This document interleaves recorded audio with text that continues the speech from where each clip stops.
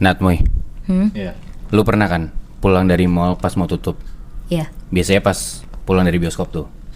Nih gue kasih tau ya, katanya mall tuh banyak penunggunya. Oke. Dan bisa jadi mereka nih nunggu mall tutup buat gangguin lo pada. Oh iya. Ini ceritanya datang dari Ibnu sama Karin, yang mana mereka tuh karyawan gerai minuman gitu di salah satu mall di Kuningan.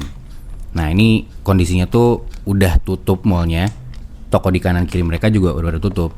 Jadi udah rada-rada gelap dan sepi banget lah keadaannya di situ. Iya. Oke. Nah karena sunyi kayak gitu, si Ibnu nih iseng, dia teriak-teriak buat manggil kuntilanak merah. Oh. Yang mana katanya kuntilanak merah ini tuh penunggu di mall itu. Teriak-teriak segala macem, ya Karin jadi takut kan. Nah pas mereka mau pulang nih, mereka turun dari eskalator yang udah mati itu. Pas udah sampai bawah, mereka ngerasa kayak ada yang ngeliatin mereka dari belakang. Pas dilihat ke atas gitu tuh, di ujung eskalator ada cewek pakai gaun merah. Wah, gila. Datang beneran. Itu dia, larilah tuh mereka berdua ketakutan, bahkan sampai rada-rada jatuh gitu. Nah sampai ke parkiran nih, mereka berdua, si Ibnu udah ngos-ngosan banget. Ya dia minta maaf lah sama Karin, karena ya mereka berdua habis ngalamin hal buruk kan. Iya. Cuman Ibnu udah minta maaf kayak gitu, Karin ini diem aja, gak ngerespon sama sekali.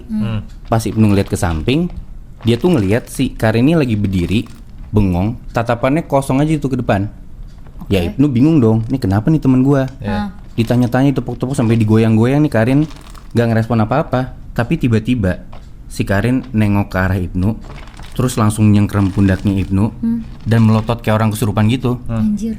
Senyum, terus bilang, kamu ngapain nyariin saya? Gila. Anjir, berarti kesurupan si kuntilanak merah itu dong? Itu dia Moy, parah kan? Nat Moy, Iya. lo tahu kan kalau di Jakarta tuh banyak banget museum sejarah. Iya. Nah salah satunya ada museum di daerah Tanah Abang, namanya Museum Taman Prasasti. Pernah dengar gua. Dan ternyata di situ ada cerita horor. Ini kejadiannya dialamin sama Vivi. Jadi Vivi ini mahasiswi dan dia tuh ikutan UKM fotografi. Nah UKM fotografinya itu lagi ada kayak night fotografi lah di Museum Taman Prasasti ini. Iya. Jadi kayak foto-foto hunting malam-malam gitu. Oke. Udahlah dia kesana, terus nyari-nyari spot, sampailah dapet satu spot foto yang menurut dia bagus. Nah spot foto ini itu tuh kayak ada kereta zaman Belanda gitu. Nah cuman di situ tuh ada tulisannya, jangan menyalakan flash. Oke. Tapi si Vivi ini mikir, kayaknya fotonya lebih bagus pakai flash. Iya. Tetap dia hidupin lah flash kameranya dia. Udahlah dia foto-foto di sana, udah kelar dia keliling lagi tuh cari spot yang lain. Nah di tengah-tengah dia lagi keliling-keliling kayak gitu, dia tuh ngedenger ada suara cewek nangis. Dia tegesin, dia penasaran, dia carilah sumber suara dari mana.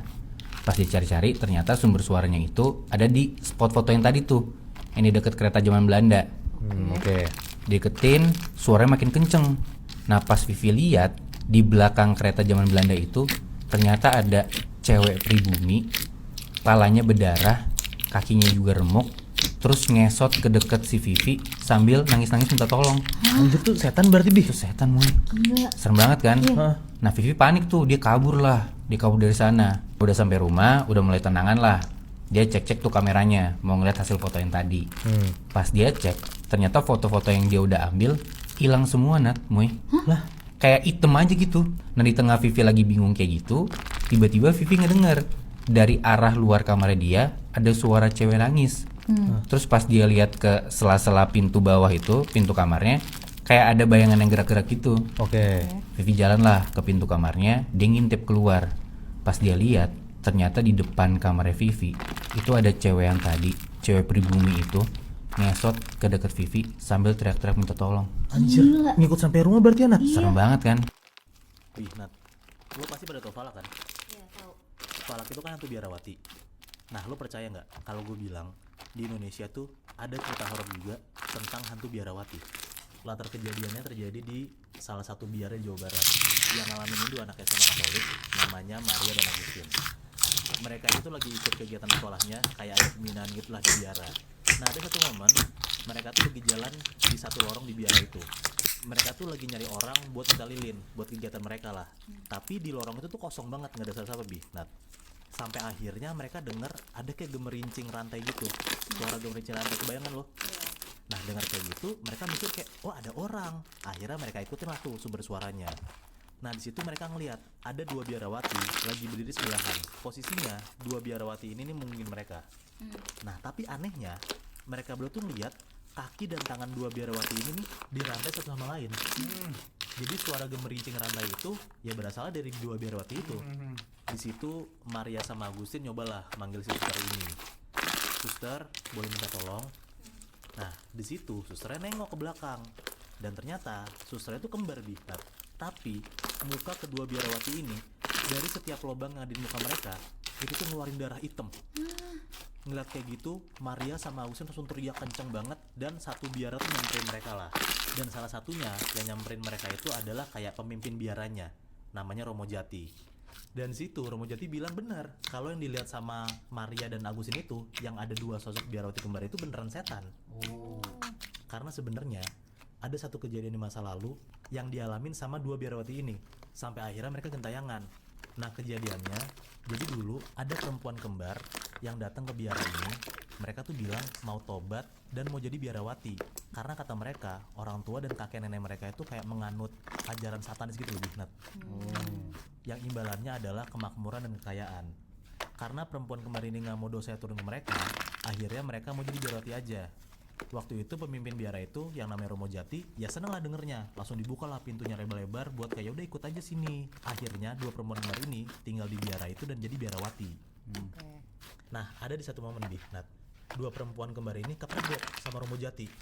Romo Jati melihat kalau dua perempuan kembar ini lagi kayak ritual satanis gitu. Lah, katanya mau tobat. Nah ternyata dia bohong.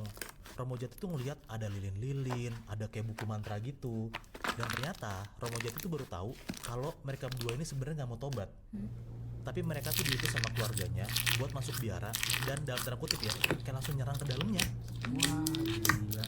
Dan karena kejadian itu dua perempuan ini tuh dikurung di katakom. Mereka tuh dirantai satu sama lain biar nggak bisa kabur dan biar nggak ngejalanin ritual satanis lagi. Dan pas lagi dikurung di katakom itu, satu hari mereka tuh ditemuin udah meninggal. Dengan kondisi semua lubang yang ada di wajahnya mereka itu ngeluarin darah hitam. Nah ngeliat kayak gitu, semua orang di biara itu ngevakuasi lah nih si dua perempuan kembar ini. Tapi anehnya, bertahun-tahun setelah kejadian itu, buku mantranya mereka itu tuh hilang gitu aja. Dan ada yang bilang hantu biarawati kembar itu tuh masih gentayangan di biara itu karena mereka tuh lagi nyari buku mantra mereka tuh hilang kemana. Oh,